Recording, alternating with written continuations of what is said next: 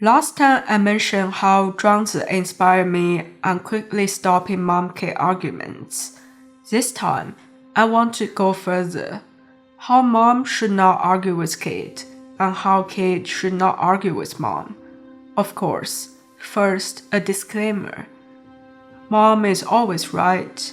Any person mentioned here is fictitious, and any similarity with fictitious events or characters was purely coincidental.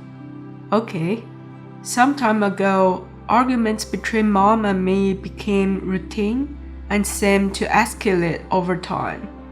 Then as soon as I've read Zhuangzi and started applying all my Zhuangzi-inspired techniques with her, it worked so far. Thank you, Zhuangzi, from 2000 years later, Calm Line Chronics. Zhuangzi once proposed a concept. Humans' forms and spirits are from nature, but humans' emotions are turning us away from nature. So, when our form and spirit are not in harmony, we feel pain. For example, when I only have a very limited skill set and academic background, working an entry-level job, yet my emotions make me long for a senior-level position. This is a so-called desire of mine. When my external desires cannot be fulfilled, I experience endless pain and suffering. As what Zhuangzi's best frenemy in philosophy, Huizi, once asked, "Are people originally emotionless?" Zhuangzi replied, "Yes." Huizi pressed further, "But without emotions, how can we still be called human?" Zhuangzi said, "The Tao gives us our appearance. Heaven gives us our form. How could we not be called human?" He then clarified that, by saying emotions, he meant we should not let our likes and dislikes harm our own bodies from within. We should follow nature instead of forcing ourselves to boost our vital energy. See, the heaven and earth give us our bodies. We come from nothing into being. It is from nature. To be emotionless is simply to follow the course of nature.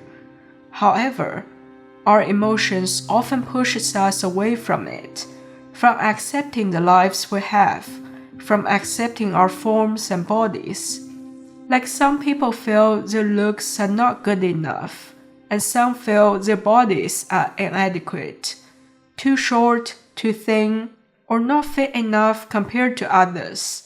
This is a misunderstanding arises from not accepting the way of nature, the way as it is. When our virtue has been cultivated to be light on desires, the very first to come is to not overemphasize on one's appearance, and the second is to let one's emotions fade naturally. As the saying goes, a small hermit retreats to the woods, a great hermit finds peace in the crowd. Whether our mind is trapped or free is entirely up to ourselves. If we realize awakening, it can be achieved even in the city, amid crowds and everyday tasks. If cannot, even if we hide alone in the woods, our mind is still not at peace.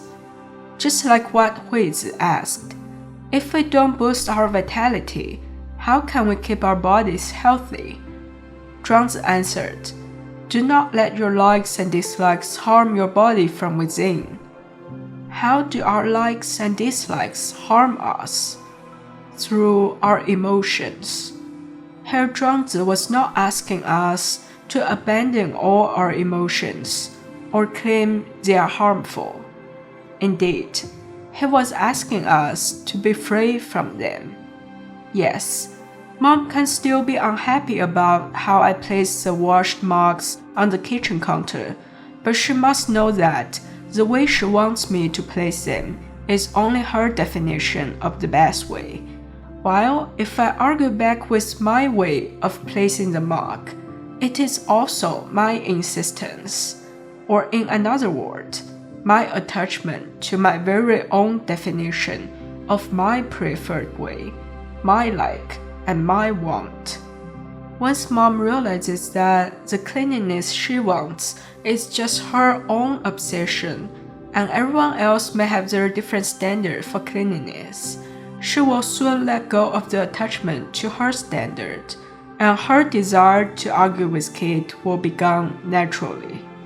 In this case, no one has to care about the come and go of all the outer stuff, mugs, water stains, desires to argue and fight, but to remain unaffected to any eternal changes. Even if emotions still arise in our minds, remember, this is normal. We don't need to follow these emotions. This is what Zhuangzi called being emotionless. How we are originally, naturally, emotionless. So, whether it's mom or kid, when opinions differ, there is no need to dislike, argue, or fight. Just let it be. And naturally, the argument disappears, and suffering is gone.